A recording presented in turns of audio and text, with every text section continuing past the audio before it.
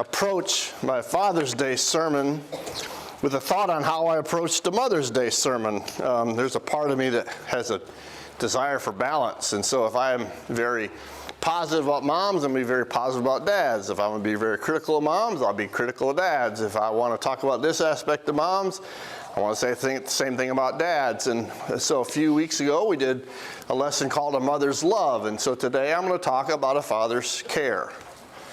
Not that fathers don't love and not that mothers don't care.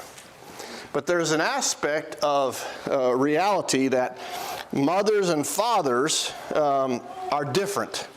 There's a difference between mother's approach and father's approach, and mother's roles and father's roles, and mother's responsibilities and father's responsibilities. There's just a big difference, and I say that not just because I had 8 kids, and not just because I grew up in a family that had both mom and dad, not that just because I've watched so many families interact with each other, talk to me about successes and failures, but the Bible talks about the differences, which leads me to accept the fact that there are differences.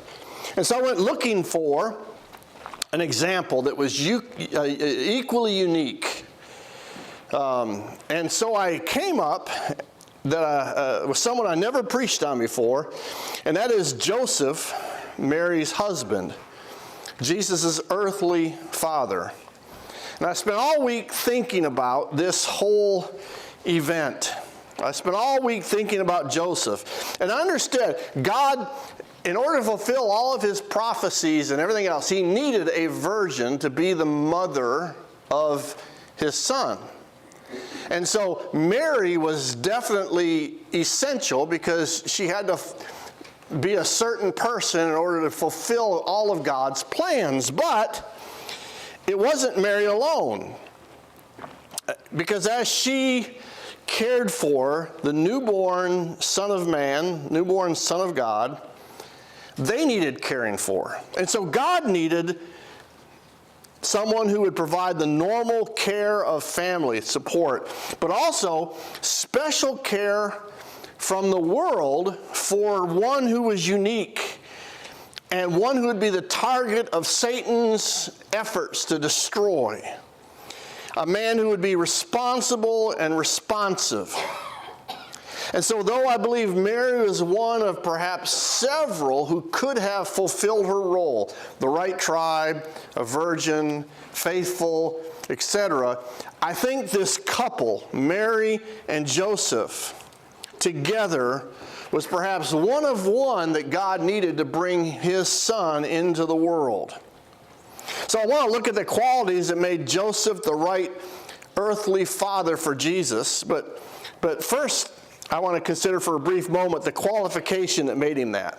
There's qualities I want to look at, but the one qualification that made him unique was Jesus needed to be the descendant of a certain tribe, a descendant of David.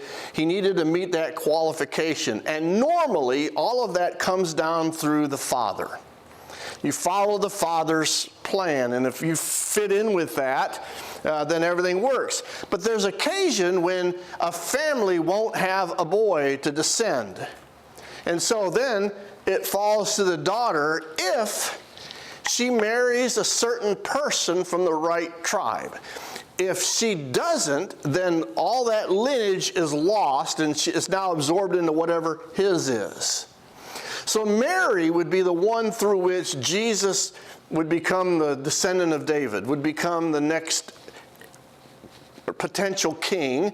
All of the earthly things that he needed to be, all the earthly positions that he needed to have, all came down through Mary, but could only be extended to Jesus if Mary didn't have a brother, which evidently she didn't, and married a man from a certain tribe that would allow her heritage to be bestowed upon her children. Joseph became the man that married Mary that allowed her descendancy, her heritage up to be passed down to Jesus, who he qualified to be. But God wanted to ensure the fact that Jesus was also God's son.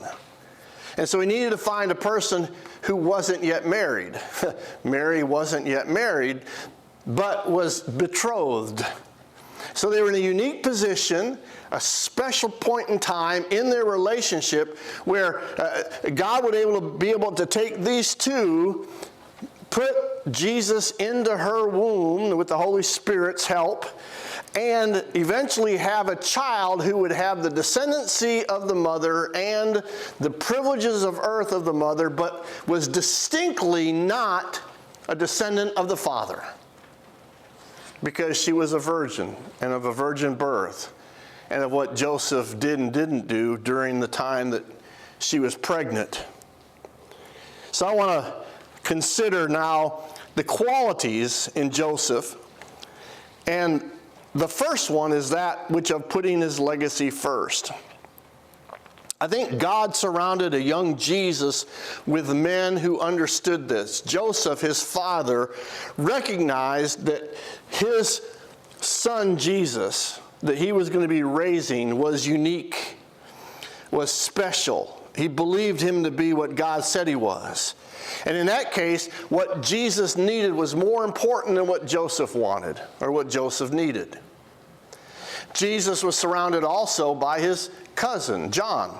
As some would call him Crazy John, or John the Baptist, the man out in the wilderness dressed wild and eating locusts. And yet John was the first to say, though I have attracted a great crowd and a lot of followers, I must decrease, he must increase. It was important for Jesus to have someone who was willing to say, my lineage, what comes after me, my heritage, my family comes first. And that's the kind of person that Joseph seemed to be. Fathers often sacrifice so that things will be better for their children and their children's children. It certainly was true in my life, and I think it's representative of many. My great-grandparents immigrated legally to America from Germany and Poland, and went to work on a farm up in the Thumb and slaved until they died on the farm. And they did so because they wanted their children, my grandparents, to go to school. They didn't have that opportunity. My grandparents went to school, and when they got out of school, they went to work doing a variety of things. All of them had to go into war, World War II, but then they came back and they took jobs, generally in the shop or as a tradesman, and they worked really, really hard until their death. But they did so because they wanted their children to go to college. Whatever it took to get my children to be farther along than us. And my parents all went to college to make sure that their children, me and my siblings, could do whatever we wanted. We could go to college, we could do something else. And so I have 3 siblings that are successful college graduates, and we have a preacher. They allowed us to be whatever we wanted. And my objective then as a father is to provide in such a way that my children were free to become all that they needed to be. Part of the role of a dad, of a father, is to ensure that our heritage, our legacy, is more important than we are. We want to make it better for them. Everything was possible because every generation of fathers worked hard to make it better for their children.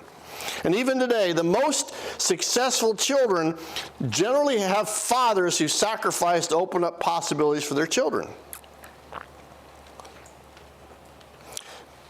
It's a reason given for many men to put their work first. I want to accomplish my calling as a father, and so I need to work really, really hard to provide. And that effort needs to be applauded by society and their families. But, and in fact, I think one of the worst situations in our society today is a bunch of young, able-bodied men that just won't work. They don't have jobs, they're not looking for jobs, they don't want to have a job, they want to do nothing. And that hinders our society. It ought to be applauded to work hard. Working hard for your family is something that is admirable, and it's something that's important. It's not the only thing, but it is one of the qualities that needs to be encouraged and emphasized and recognized. Now, I want to take a moment and read all that the Bible seems to say about Joseph and draw a few more conclusions. It begins in Matthew 1, verses 18 through 24, and this is how the birth of Jesus came about. His mother Mary was pledged to be married to Joseph, but before they came together, she was found to be with child through the Holy Spirit. Because Joseph, her husband, was a righteous man and did not want to expose her to public disgrace, he had in mind to divorce her quietly. But after he had considered this, an angel of the Lord appeared to him in a dream and said, Joseph, son of David, do not be afraid to take Mary home as your wife, because what is conceived in her is from the Holy Spirit. She will give birth to a son, and you are to give him the name Jesus, because he will save his people from their sins. All this took place to fulfill what the Lord had said through the prophet. The virgin will be with child and will give birth to a son, and they will call him Emmanuel, which means God with us. When Joseph woke up, he did what the angel of the Lord had commanded him and took Mary home as his wife. But he had no union with her until she gave birth to a son, and he gave him the name Jesus. In Luke 2, beginning verse 21, on the 8th day, when it was time to circumcise him, he was named Jesus, the name the angel had given him before he was been conceived. When the time of their purification according to the law of Moses had been completed, Joseph and Mary took him to Jerusalem to present him to the Lord. As is written in the law of the Lord, every firstborn male is to be consecrated to the Lord, and to offer a sacrifice in keeping with what is said in the law of the Lord, a pair of doves or 2 young pigeons. Then drop down in verse 41, every year his parents went to Jerusalem for the feast of the Passover. When he was 12 years old, he went up to the feast according to the custom. And after the feast was over, while his parents were returning home, the boy Jesus stayed behind in Jerusalem, but they were unaware of it. Thinking he was in their company, they traveled for a day, and when they began looking for him among their relatives and friends, when they did not find him, they went back to Jerusalem to look for him. And after 3 days, they found him in the temple courts, sitting among the teachers, listening to them and asking them questions. Everyone who heard him was amazed at his understanding and his answers. When his parents saw him, they were astonished. His mother said to him, Son, why have you treated us like this? Your father and I have been anxiously searching for you. Why were you searching for me, he asked. Didn't you know I had to be in my father's house? But they did not understand what he was saying to them. Then he went down to Nazareth with them and was obedient to them. But his mother treasured all these things in her heart. And Jesus grew in wisdom and stature and in favor with God and man. So it's my contention that Jesus would not grow up to be the man that he was to be without Joseph being the man that he was. And the qualities that he showed begins with putting family first. Secondly, he was a righteous, or in some translations, just man. He was a man who was righteous or just. Fathers are the earliest examples of God in a child's eyes. We call God Father, and most children immediately think Father. Most children think their father is the strongest or most incredible person in the world, and you might be. I wasn't, but my kids didn't know that, especially my sons. I made sure, up until the moment I couldn't do it, I made sure I showed them I had the ability to still take them, because I never ever want them to think Dad's not big enough to handle me. We think dads are huge. I remember in kindergarten, I think I've told you this, my dad was going to come up and take us on a field trip, and I said, he can't get in that door. How's he going to walk in here? My little kindergarten eyes. And I looked out and saw my dad standing there with 4 or 5 other dads, and he was the shortest one out there. Now, his shoulders were the widest, and so he was still probably the biggest, but it still was one of those things where I saw my dad as incredibly huge. And I think it's one of the things that kids learn from their dad is he's the one that tosses them up and down and catches them without kids being afraid. I know, because I've seen a few moms toss a kid up once or twice, and I'm like, you should stop. All right? That's not your strength. You love them. You care for them. You do all that stuff. Let Dad toss them around, okay? The dad's in, and even if Dad drops him, that didn't hurt. Come on. And the kid's like, okay, it didn't hurt. And so we know how that works, you know. Dads really have to show this idea. And because they see us as God, it's important for dads to be righteous.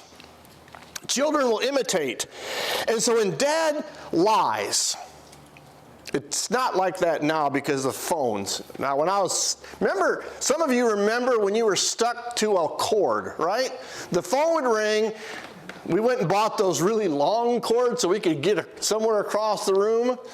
But there was always this little phone, and it was stuck to a little cord, and it was in one spot of the house. If you had two phones, oh, that meant you were like up there. And so the phone would ring, and every kid wanted to answer. And they'd answer it, and they'd say, "Is your dad there?" And they'd look over at Dad, and the dad would say, "Not here." "No, I'm looking at him, he says you're not here." I mean, but every kid, what he hears is, "Dad just lied." It's okay to lie. Dad comes home from the shop. I grew up in Flint, where back when everybody worked at the shop, and they would all come home with government work, which meant they did something for themselves, and they'd bring stuff home. And it's not quite the Johnny Cash song about the Cadillac that he built from all the parts that he brought home, and he eventually built himself a Cadillac. But it was almost like that, because every dad would carry a big lunchbox, not for his food, but for stuff to bring home. And so if you needed something, somebody's dad would get it from you, or for you, from the shop. And then after a while, it's like, so you can just take stuff from work. You just take ink pens and stationery. You can just take whatever you want. It's no big deal. Kids learn, stealing, that's not a problem. Cheating, not a problem. All the things that we might do, we tell our kids when you want to win at all costs. Every boy has to learn this. Every older brother has to learn this, right? Every older brother wants to fight with his little brother and never lose. And then you have to teach the older brother, sometimes you have to let your younger brother win, otherwise he'll never play with you again. And then we become dads and we realize, I can always win this fight. I never lose to my kids. Oh, this is great. I can always be the winner. And you don't. You have to let them win. You have to. If you're a win at all costs, you're never going to lose to your son in anything. Most kids don't do well with that. A few, I'll show my dad, and one day they become NBA players. But most of them don't. They become, I hate my dad. I can never live up to my dad. And so we learn to control ourselves. And so we teach them negative things, but we also can teach them positive things about serving. Take time for our children when we're tired, so that's not an excuse. When we hold people to standards, and our children to standards, and when we challenge them, when we play with them. I remember once, I think I told this at my dad's funeral, we built an ice cream parlor when I was 10. And my dad didn't believe in hiring anything done. We just did it ourselves. So we were going to put a sign up on the road. And he had two big posts. And we were going to carry an 8-foot piece of plywood, thick plywood. And we were going to go up, and we were going to nail it into a post. And so we set the ladders up and hung the hammers up there and put the nails in our pouches. He was taking one. And this skinny little 10-year-old boy was taking the other side. And we're trying to work our way up. All right. First of all, the wind was blowing in our face. I was too little, but he was determined we're going to make this work. Right. And so we start a second time, and the hammer falls off the 12-foot ladder and lands on my head. 10-year-old boy, now, upper elementary, getting ready to go into junior high. We learn all these new words that we think we're adults that we can use, and I decided I was going to go ahead and express myself. I mean, if there's an excuse, I just got hit with a hammer, I might be dying, all right? My head that could be the end of me, and I said something, and my dad, we set it all down, he walked over, and the first thing he did was smack me and said, "Don't ever say that again." Then he said, "Are you okay?" What I learned from that is, don't do the wrong thing. Don't say the wrong thing. And then he said, "Are you okay?" And then in dad fashion, for the next year, I was Hammerhead. That was my nickname. That's all I ever heard. Hammerhead. And I was better than Pinhead, because when I was in first grade, I defended this girl from a bully, and he come up to me the next day and stuck a needle in my head, and my dad called me Pinhead for 2 years. And so I went from Pinhead to Hammerhead, and then I looked for something else to do that he could call me something even nicer. But what I learned was that dads ought to be righteous, because we teach our children by example what they need to be. And if we want them to be good, we need to be good. If we want them to do right, we need to do right. It's not just rewarding them when they do right, but being an example for them, because that's what they think of when they think of God. That's what they think of when they think of the ideal. They go back to Dad, and we don't have to be perfect, but we need to be thinking righteous. Thirdly, he protected his family. When he found out his betrothed, they weren't technically married, but they were connected. When he found out she was pregnant, she was unfaithful.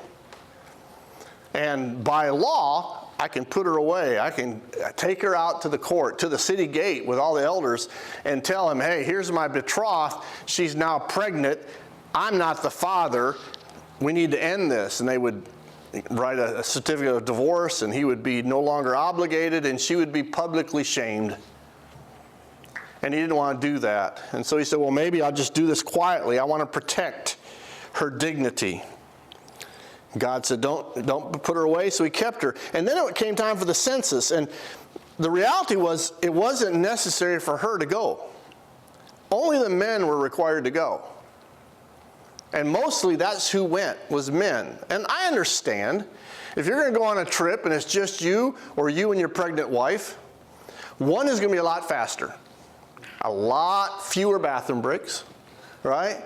I can get there, get my business done, get home. I don't have to deal with I got to find a room for everybody. We're the last ones in. Why are we the last ones in? Because I'm traveling with the 9-month pregnant woman.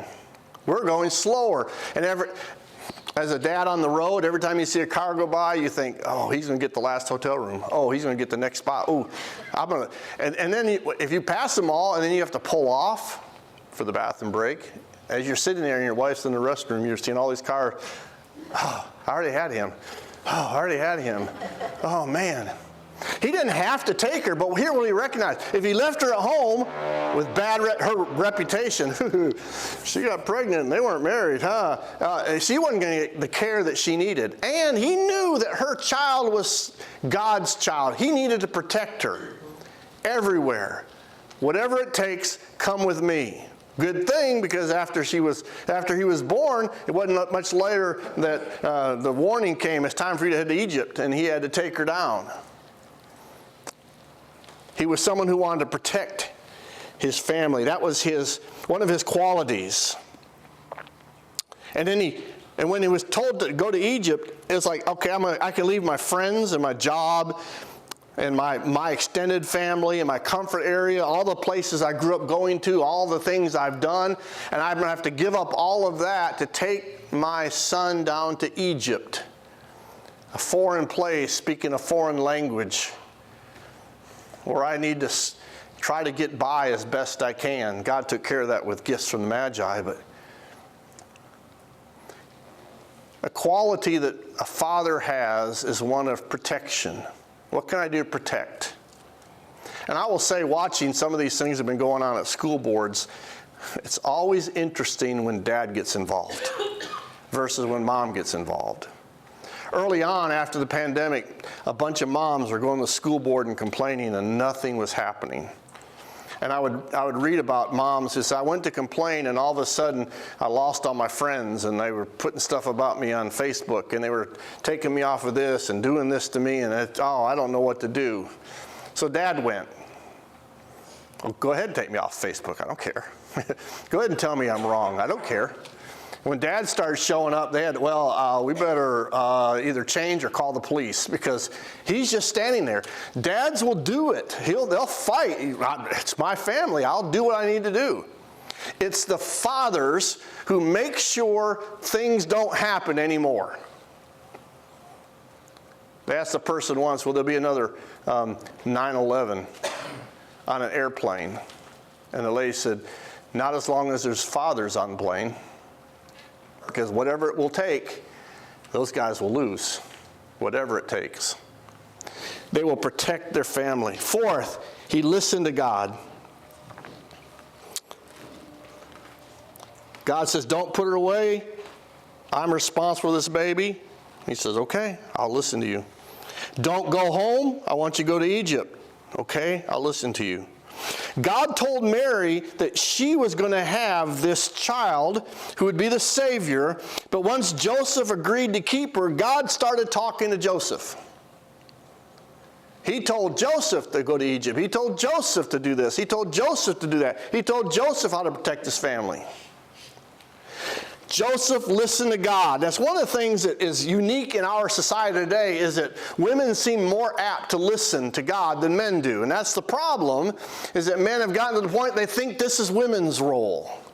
Why the church in the beginning of the 1900s was 55% men.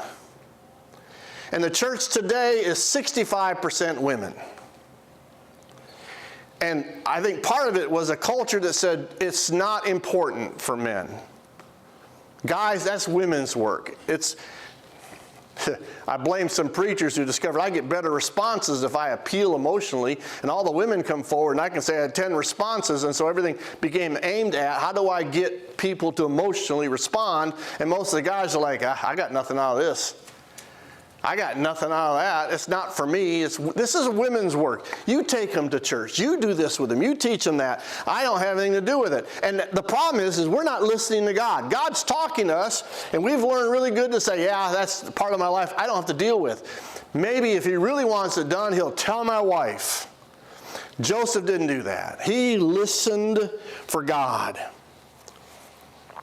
Because women and men respond to God differently. I was explained to me one time, we have 5 aspects of our being: our spirit, our soul, which has a mind, a will, emotions, and our bodies. There's 5 parts of us. Women had the unique ability to jump between them and say the same thing and mean different things. For instance, I have nothing to wear. There's a lot of things that could mean, depending if they're thinking from their spirit or their soul or their mind or their will or their emotions or the reality. I have nothing clean, or I have nothing I like. I have nothing new. I have nothing that's appropriate. I have nothing that I want to go look at. Whatever, it could mean all kinds of things. And when a guy says, I have nothing to wear, he's taking all 5 of those and putting them together and says, I've looked and everything's gone. It's in the washer, the dryer, or gone. I have nothing to wear. It means one thing. He puts it all together. And so when questions when information is given, we respond differently. And we need both kinds of responses. But there's times when God needs a less emotion-driven, less feeling-oriented response. Passions and feelings always influence, and men have feelings, but we can put them aside more easily. And a woman can be happy with a decision that satisfies emotionally, even if it's not practical. And the guy's shaking his head like, but that can't work. That can't work. It just doesn't make sense. Oh, but I want it to. All right? Probably at some point in your life you've been in this discussion. Ladies, if you haven't, you just don't know you haven't. You've thought of something and said, this is what we got to do, and the guy's thinking, that makes no sense, but you know what? Sure, hon, I'll figure out how to make it work. It's not the most practical thing, but we'll go ahead and do it your way because it makes you so happy, and then you come back with a happy wife, happy life. It ought not to be that way. It ought to be one of those things where there's a way for the two to meet. And there's times when men have to hear God. And the problem is we're not always listening. Because when we listen, we'll respond differently. And that's the last point. Joseph followed God. He didn't just listen, he obeyed. He didn't just hear it, he did it. That's what kids need to see. They need to see Dad doing the things that they know are right. Doing the things that they say. Dads can be more of a hindrance and the biggest help for children to be raised as Christians. For children to grow up to want to be Christians. Most kids have decided by the time they're 12 years old whether or not they're ever going to go to church again. They just haven't got old enough to get away. The decision is made by 12. The kids that become Christians and never leave church because they think it's important before they're 12. The kids that leave but come back are the kids who decided church was really important to them. Christ was really important to them before they were 12. The kids who leave and never come back are the kids who didn't learn by the time they were 12 that Jesus is important. The church was important. And almost all of them was because they never were brought to church, and they have the ability to be more easily converted as adults, or because one of their parents taught them it wasn't important. Things get in the way. And I'm not attacking anybody, but every time, if you have children, you let something important get in the way of church. What you're telling them is this one more message. Oh, this isn't the most important thing. What's most important is that, whatever it is, that extra day of work, that extra family reunion, that extra activity, that extra fun thing. I could get home Saturday night, but I'm not going to get home till Sunday because why? It's not that important. And then we wonder why our kids grow up thinking, oh, it's just not that important. And especially boys will hear mom tell them it's really, really important. And what they're hearing is, what they're wanting to hear dad show them that it's important. Boys need that male leadership to show them this is how you live. This is how you exist.